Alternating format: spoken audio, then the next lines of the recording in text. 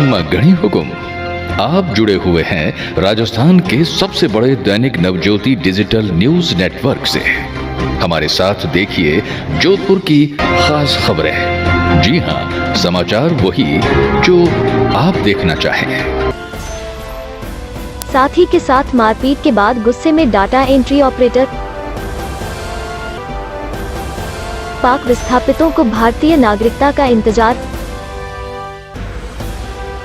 मंदिर नहीं खुलने से प्रसाद विक्रेताओं का घर चलाना हुआ मुश्किल। पिछले एक हफ्ते में 18 डॉक्टर संक्रमित।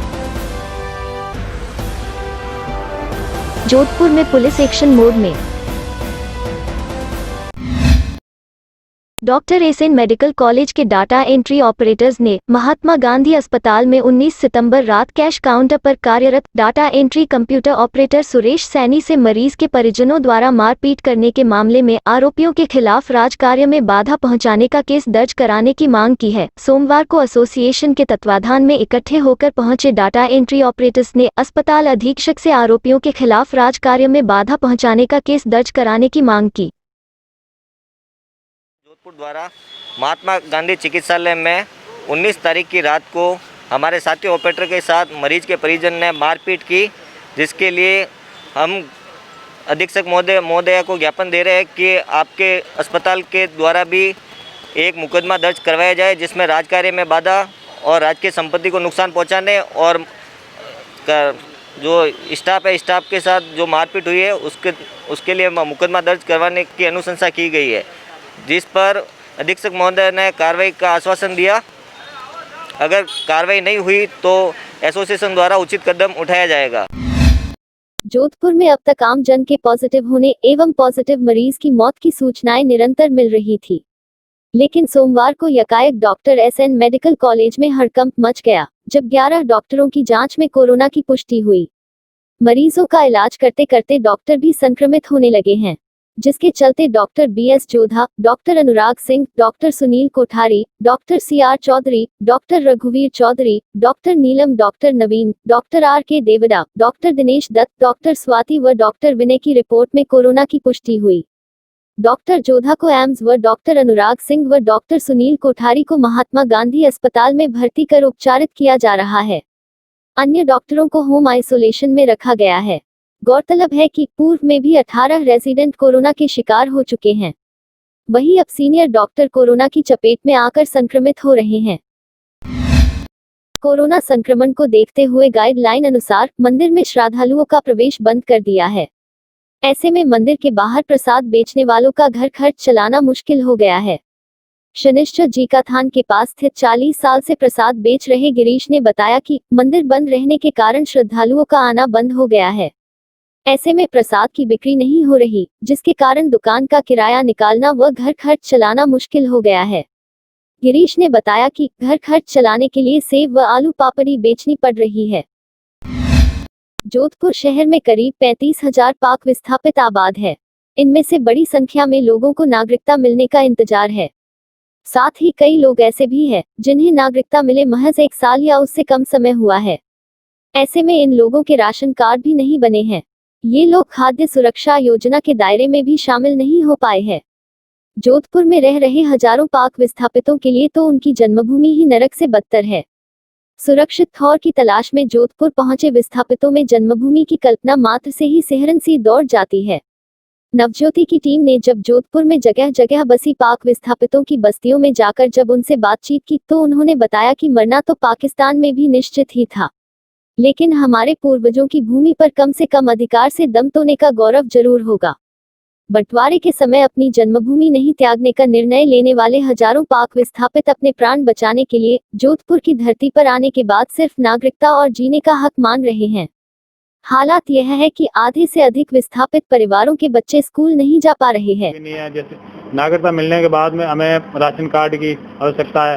राशन कार्ड बना लिए तो वो चालू नहीं हो रहे हैं, और मूल निवास जाति प्रमाण पत्र इसकी भी दिक्कत आती है। ये इनके लिए सरकार से निवेदन है कि इनके लिए कोई सोल्यूशन किया जाए, और हमें जो नागरिकता के साथ साथ में हमें मूल निवास या जाति प्रमाण पत्र भी वो दिया। और गवर्नमेंट की तरफ से जो यहाँ के नागरिक होते हैं उनकी जो सहूलत मिलती है वो हमको कुछ नहीं मिली। परेशानी तो हमको चक्कर लगा कि बाद में बना देंगे, बाद में बनेंगे, बन जाएंगे, बस यही बात है। हमको बिजली, पानी और उसकी सुविधा कोई नहीं मिल रही है। मूल निवास जाति प्रमाण पत्र, राशन कार्ड और गवर्नमेंट की तरफ से जो गवर्नमेंट जो यहाँ के नागरिक है उनको जो सहूलत मिलनी है वो हमको मिलनी चाहिए। 13 में आया, 7 हमारे पासपोर्ट है। आए जैसे जैसे अपने यहाँ पर हमारे लिए कोई पानी की, लाइट की और रोज़गार की सुविधा, तीनों सुविधा बिल्कुल नहीं है। इसमें हमें बहुत सारे टेंशन आते हैं, हमारे बच्चे परेशान हैं और पढ़ाई का भी सुविधा नहीं है। अगर हम बच्चे पढ़ाते हैं तो कोई आधार कार्ड मांगते हैं, कोई क्या मांगता है, कोई क्या मांगता है। हमारे पास कुछ भी प्रूफ नहीं है। अगर हमारे बच्चे वो वहाँ से ज़िंदगी सुधारने यहाँ आए, सुधारने के बजाय हमारे बच्चों की ज़िंदगी खराब हो रही है। जोधपुर के मेडिकल कॉलेज से संबंधित उम्मेद MGH व MDM अस्पताल में जहां लिक्विड ऑक्सीजन टैंक लगा दिए गए हैं, तो वही अगर किसी परिस्थिति में गुजरात और महाराष्ट्र से आने वाले ऑक्सीजन सिलेंडरों की सप्लाई बंद हो जाती है तो उसके लिए भी ऑप्शन तैयार करते हुए मेडिकल कॉलेज प्राचार्य द्वारा ऑक्सीजन प्लांट लगाने की तैयारी की जा रही है, जिससे जो हवा है उसी ऑक्सीजन को फिल्टर करते हुए मरीजों को उपलब्ध कराई जाएगी, ताकि अस्पतालों में ऑक्सीजन संबंधित किसी भी तरह की कोई परेशानी सामने नहीं आए। मेडिकल कॉलेज प्राचार्य JL मीना ने नवज्योति से बातचीत करते हुए कहा कि शुरू से लेकर अब तक कोरोना को देखते हुए हमने काफी कुछ सुविधाओं में विस्तार किया है। बीमारी बढ़ती जा रही थी, ऐसे में अस्पताल में बेड्स को काम में लेने के लिए बेड की संख्या बढ़ाते हुए हर बेड के पास हैरल ऑक्सीजन पॉइंट की सप्लाई की संख्या में वृद्धि की है, ताकि जिस बेड पर मरीज हो वही ऑक्सीजन की सुविधा मिल सके। बीमारी को देखते हुए हमने शुरू से लेके अब तक डे बाय डे या ग्रेजुअली जो हम इम्प्रूवमेंट करना, हमें सिस्टम को अपडेट करना पड़ रहा है, क्योंकि बीमारी बढ़ती जा रही थी। उसी हिसाब से शुरू से लेके अब तक हम हमारे हॉस्पिटल के जो बेड्स हैं उनको सारों की यूजफुल पॉइंट पे ले ली। कोरोना से जागरूक करने के लिए पुलिस ने अपनी पूरी ताकत लगा दी है। वो जहां शाम को रूट मार्च कर रही है, वही सुबह वाहन रैली निकालकर लोगों को कह रही है कि वह सरकार की ओर से जारी गाइडलाइन की पालना करें। साथ ही पुलिस बिना मास्क वालों के चालान भी काट रही है। पुलिस सड़कों पर समझाइश करती हुई भी दिख रही है, यानी पुलिस पूरी तरह से एक्शन मोड में है। पुलिस कमिश्नर खुद इसकी मॉनिटरिंग कर रहे हैं।